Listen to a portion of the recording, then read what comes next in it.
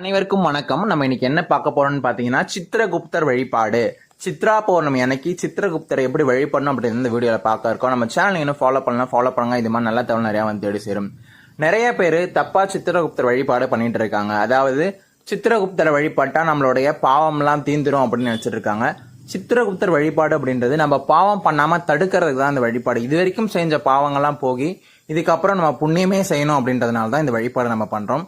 சித்திரகுப்தரை மனசுல நினைச்சு சித்ரா பௌர்ணமி அன்னைக்கு மாலை நேரத்துல உங்க வீட்டை தொழில் செய்றீங்க அப்படின்னா அந்த தொழில் செய்யறதோடைய கணக்கு புத்தகத்தை எடுத்து வச்சு சுபம் லாபம் அப்படின்னு போட்டு இன்னையில இருந்து அந்த புது கணக்கானது ஆரம்பிச்சிங்க அப்படின்னா அந்த கணக்கும் நல்லா வளரும், உங்களுடைய வாழ்க்கையோடைய கணக்கும் நல்லா இருக்கும். அதனாலதான் சித்ரா பௌர்ணமி அன்னைக்கு நம்ம சித்திரகுப்தர் வழிபாடு செய்யறது. இது எப்படி செய்யணும்னு பாத்தீங்கன்னா மாலை நேரத்துல வீட்டுல விளக்கேற்றி வச்சு சக்கரை பொங்கல் நைவேத்தியம் வச்சு சித்திரகுப்தரை மனசார பிரார்த்தனை பண்ணி ஒரு படம் இருந்தா படம் வச்சு கும்பிடலாம். உங்ககிட்ட இருக்கக்கூடிய உங்க